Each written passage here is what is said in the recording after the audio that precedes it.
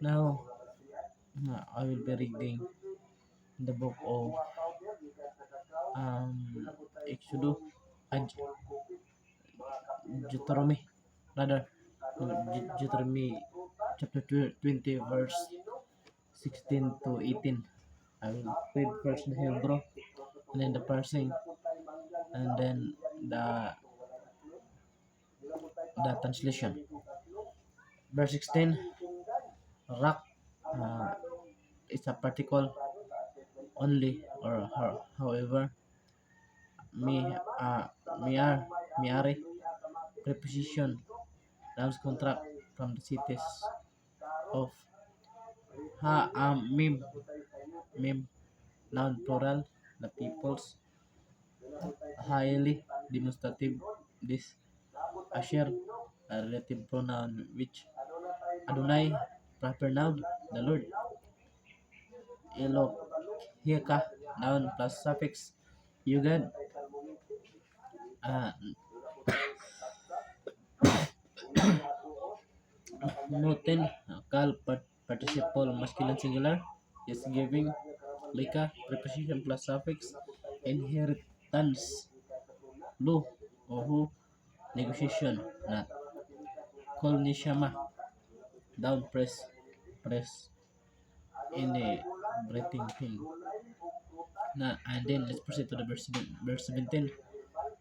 Um, Key, conjunction, or but, or rather, habarim, hipil, infinitive, absolute, utterly destroy, taharimim, hipil imperfect plus suffix, you shall utterly destroy them.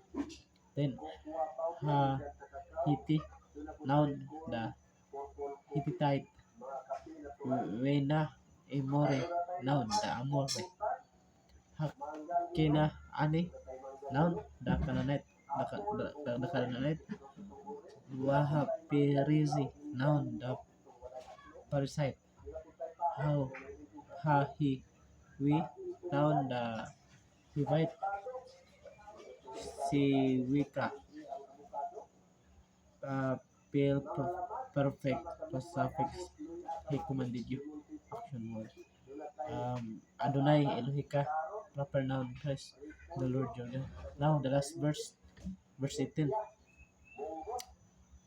limaan, conjunction in order that, asher, negative, that, lu, uh, lu, asu, lu, negotiation, not, ekem, pronoun you, la asot, kal, infinite, article, to do, kikol, preposition, according to all, to avotam, noun plus suffix, their abomination, asher, relative, which, also, kal, perfect, third person masculine plural, needed, lelohecam, preposition plus noun, to their gods, watatem, kal, perfect second person plural, and Yusin, la Adonai, preparation against the Lord, Elohecam, noun